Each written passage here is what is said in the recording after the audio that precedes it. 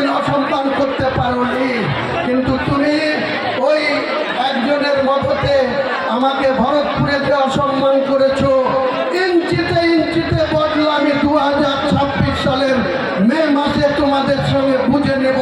কোনো শক্তি নাই তোমাদেরকে রক্ষা করতে পারে। আমি চ্যালেঞ্জ করে বললাম, কোনো শক্তি তোমাদেরকে রক্ষা করতে পারবে না। শুনলেন কি ভাষায় দলের নেতা ও বিধায়ককে হুমকি দিচ্ছেন তৃণমূল বিধায়ক হুমায়ুন কবির। রীতিমতো বদলা নেওয়ার সুরে শাসাচ্ছেন তিনি। তবে এবারই প্রথম নয়, এর আগেও বহুবার এই কাজ করেছেন তিনি। বারবার এই ধরনের মন্তব্য করলেও হুমায়ুনের ঠিকই ছোঁয়ার ক্ষমতা নেই তৃণমূল শীর্ষ নেতৃত্বের। তাতেই প্রশ্ন ওঠে, এমন কি জানেন হুমায়ুন যাতে তাঁর বিরুদ্ধে পদক্ষেপ করতে ভয় পান মমতা বন্দ্যোপাধ্যায়ও? হ্যাঁ, এই সেই হুমায়ুন যিনি 2024-এর লোকসভা ভোটের আগে মুর্শিদাবাদের হিন্দুদের কেটে গঙ্গায় ভাসানোর হুমকি দিয়েছিলেন। এবার তার নিশানায় দলেরই হিন্দু বিধায়ক অপূর্ব সরকার।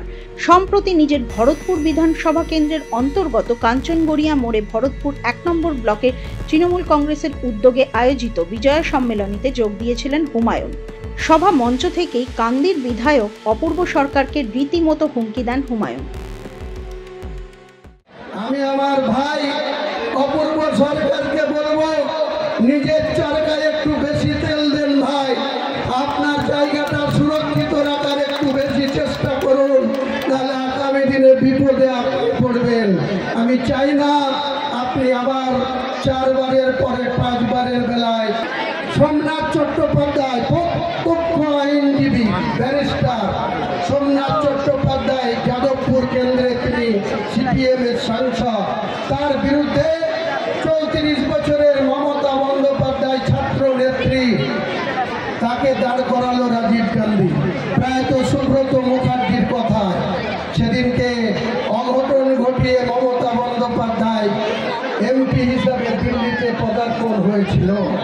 তাই আমি বলবো, কোনো জন্তুর, আমি নাম করছি না, কোনো জন্তুর, হিংস্র জন্তুর লেজে পা দিতে যেও না বন্ধু। কোনো হিংস্র জন্তুর লেজে যখন পা পড়বে না, সে তখন ঘুরে এমন ছবল মারবে, সেই ছবলের বীজ তুমি আর হজম করতে পারবে না। তাই এখানকার মাতব্বর, তার তো প্রমোশন হয়েছে, তিনি এখনো লোককে বলে বেড়াচ্ছে যে আমার বাবা আছে কাঁদিতে, এখনো আমি আবার ফেরত আসবো। তোমার বাবার চেয়ার কটা দিন থাকে সেটাও আমি 2026-এর পরে দেখবো, যে তোমার বাবার চেয়ারটা কতদিন সুরক্ষিত থাকে। আমি হুমায়ুন কবির চ্যালেঞ্জ, এর আগে আবু তাহের খানকে এই পদ থেকে সরিয়েছি, চ্যালেঞ্জ করে সরিয়েছি। এরপরে শাওনি সিংহ রায়কে এই পদ থেকে চ্যালেঞ্জ করে সরিয়েছি।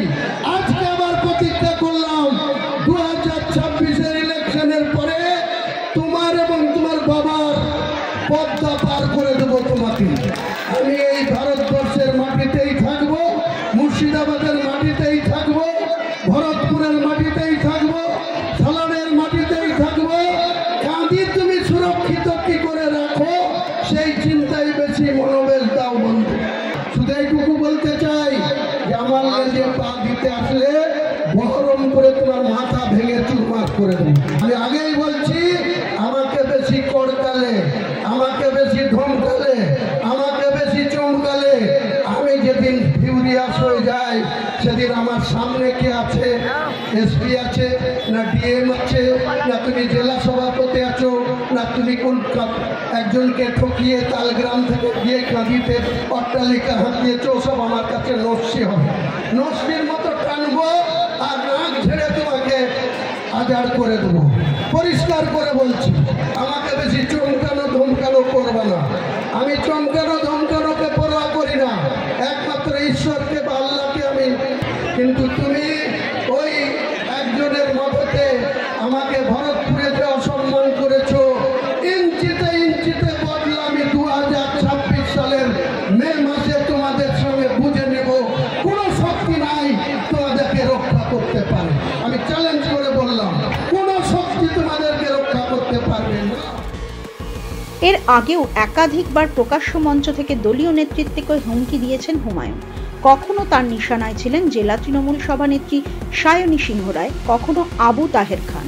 তৃণমূল সূত্রে খবর, হুমায়ুনের বিরুদ্ধে দলের শীর্ষ নেতৃত্বের কাছে একাধিকবার অভিযোগ জানানো হয়েছে, তবে তাতে তেমন কোনো কাজ হয়নি। গত বছর আরজিকর কাণ্ডের পর অভিষেক বন্দ্যোপাধ্যায়কে রাজ্যে গুরুত্বপূর্ণ পদ দেওয়ার দাবি তোলেন হুমায়ুন। এরপর তাঁকে বিধানসভায় পরিষদীয় দলের বৈঠকে মৌখিকভাবে সতর্ক করেন মমতা বন্দ্যোপাধ্যায়, তবে তার বাইরে তেমন কোনো কড়া পদক্ষেপ করা হয়নি তার বিরুদ্ধে। এতেই প্রশ্ন উঠছে, হুমায়ুন কবির এমন কি জানেন যাতে তার বিরুদ্ধে পদক্ষেপ করতে ভয় পান মমতা বন্দ্যোপাধ্যায়ও, নাকি মুর্শিদাবাদের মতো জেলায় মুসলিম ভোট হারানোর ভয়ে হুমায়ুনকে ঘাঁটতে চান না তিনি? তবে একটা কথা স্পষ্ট, হুমায়ুনের হুমকি শুনেই মুর্শিদাবাদের রাজনীতি করতে হবে তৃণমূলের অন্যান্য নেতাদের। ব্যুরো রিপোর্ট, মাধ্যম। Goa's transformation is more than just development. It's about progress and a brighter future for all. Bridges that unite aspirations, highways that bring communities closer, world-class airports welcoming opportunities. From modern infrastructure to seamless connectivity, Goa is on the fast track to grow. Under the decisive leadership of Prime Minister Narendra Modi and Chief Minister Dr. Pramod Sawant, the double-engine Sarkar is driving Goa towards Vikasit Bharat 2047, a future of prosperity, innovation and limitless possibilities.